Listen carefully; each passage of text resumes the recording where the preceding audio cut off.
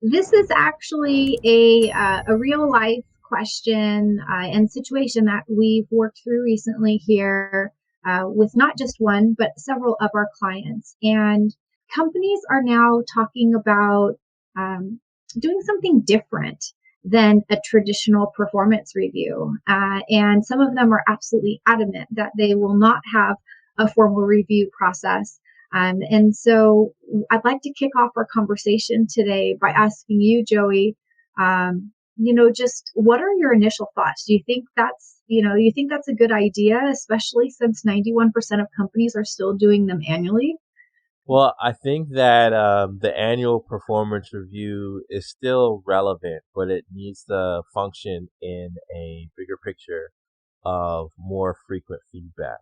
Mm-hmm. I think there is something to be said about setting goals for a year and marching towards a big picture.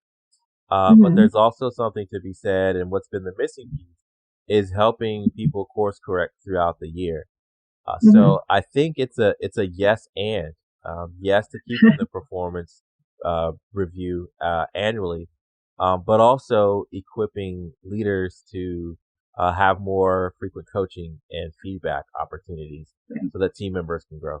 I like your answer that it's a yes and because when we were initially tasked with coming up with a different type of process, we kind of looked at each other and said, well, gosh, like most companies are doing this, but we want to deliver what the client is asking for. So what does that look like? And of course, it required us digging deep into their company culture to truly understand like what are they looking to accomplish and why does the existing process not work for them? And so, I wanted to talk a little bit about, what I think some of the pros and cons are of the current process, maybe some alternatives to consider, and just kind of get the thoughts flowing for companies to think about, maybe they might be a great candidate to do away with the traditional process. But when I think about performance reviews and like some of the largest challenge, like some of the biggest challenges with them, one is nobody likes to do them. Mhm. When was the last time that you managed the performance review process and everybody was so excited to do it and they all completed them on time? The answer is never. There's always a delay, and there's always a disgruntled customer, so to speak. So Right. never.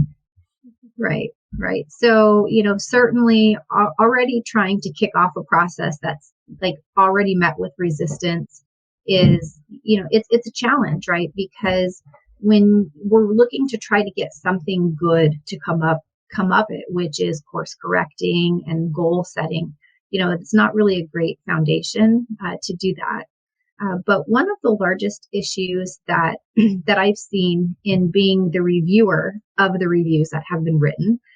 So for those of you that may not know, typically within companies there is a review process by the HR team to look at what's been written for team members before it's delivered, just to make sure that there's nothing that's concerning or shouldn't be delivered. And so having read probably thousands of these over my career, one of the biggest issues is recency bias. That is when the manager or the team member is writing their review, they're not really thinking so much about what happened earlier in the year, but they're really more focused on what happened recently. Yeah. So those are my kind of top two that I would say in regards to the current issues. What are your thoughts on that? Well, I think one of the things that I see with performance management that could be improved, and I did a webinar on this with ERE. It must Mhm. have been 2021. The past 2 years are a blur, but yeah, it was 2021. And in addition to that recency bias, there is the lack of training managers on how to effectively conduct a review in the first place.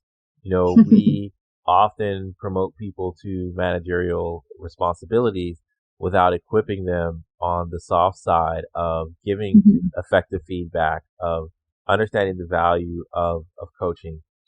So that's a big thing that I see. And I like to think of this Stephen Covey quote where he says, there's a difference between spending your time and investing your time. But we don't have conversations enough about what is a good investment of time. Mhm. Setting team members up with course correcting, goal setting, feedback conversation is a great investment of time.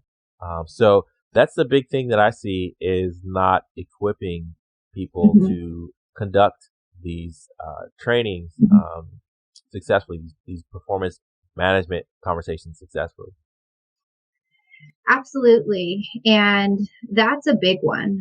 That's, if I may, I might even say that's potentially number one, because even if you have the right process and tools in place, if it's not executed properly, then it's going to lose its effect.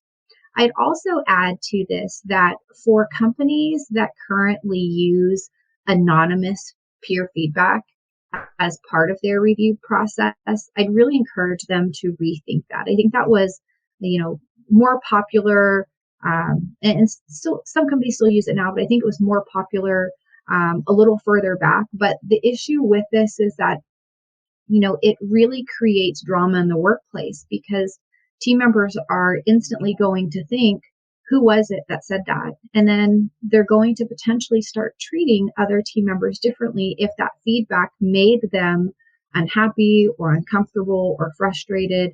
And if the goal is to try to improve performance and course correct, then immediately, like, creating that employee experience is not going to get them where we want them to go.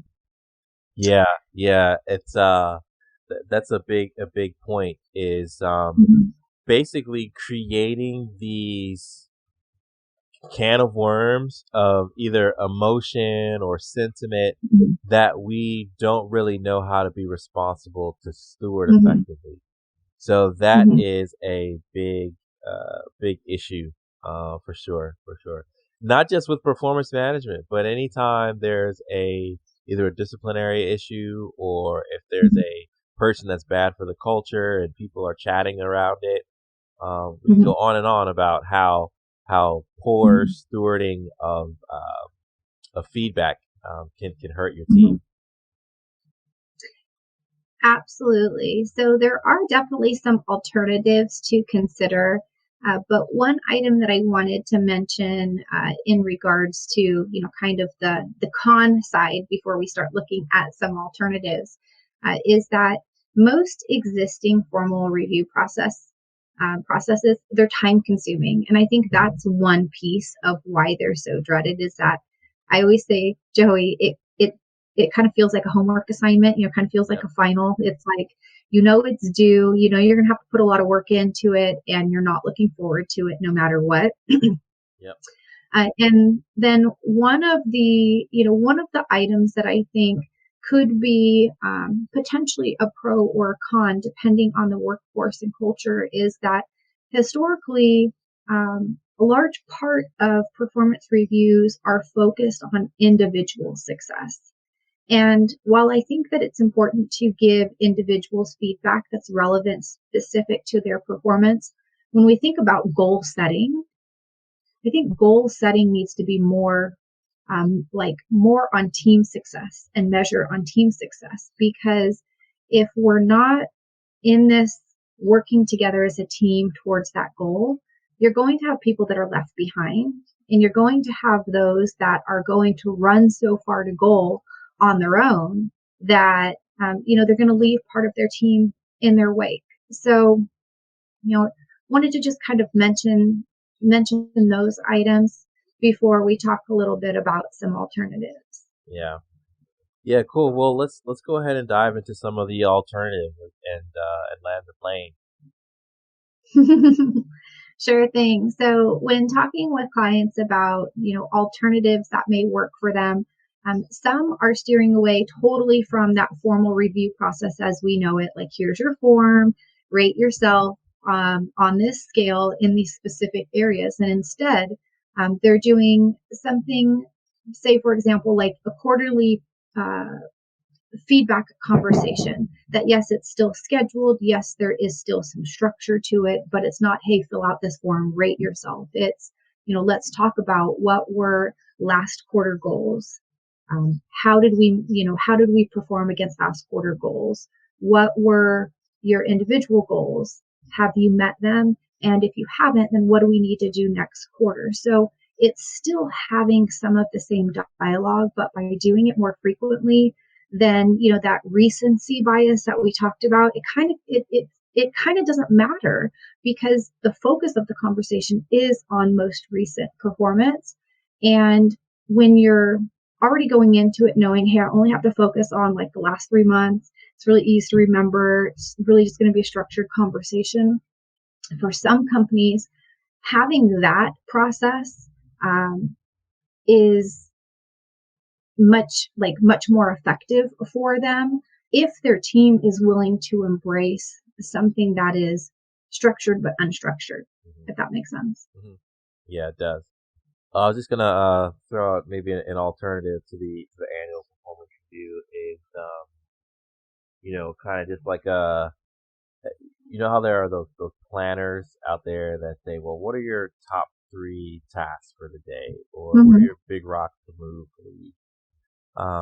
Maybe if especially in agile environment, Mm-hmm. if performance is reviewed based on the week, and then Mm-hmm. you have all of these weekly data points that you can ascribe to a person over a year, and then you can just say, is this person generally trending towards success, mediocrity, or needs Mm-hmm. significant improvement? I mean, I'm just thinking of ideas, but that's one that could probably work. Absolutely. I think that depending on the organization, the great thing about being, especially smaller businesses, is that you can make it whatever you want. You can make whatever works best for your team and your organization. And one of the trends that I'm seeing that I fully support is um, undoing the previous tradition of tying compensation adjustments to these performance reviews, and instead making them totally separate conversations, and then looking at that team performance component that I mentioned earlier. So I do still think that individual performance should absolutely be a factor, because let's face it, Joey, I'm sure you also know companies that have, just a really broad compensation adjustment strategy, which is like, okay, well, everybody just gets 3%, and it's 3% whether you were the rock star or you're the person who's barely hanging on. I don't agree with that, but I do think let's separate them. Let's have a conversation that's focused on performance and goals. And then let's have a separate conversation about compensation and, like, one, how the company is doing, but two, how that employee uh, was part of that company's success and what that translates to in terms of a potential comp adjustment.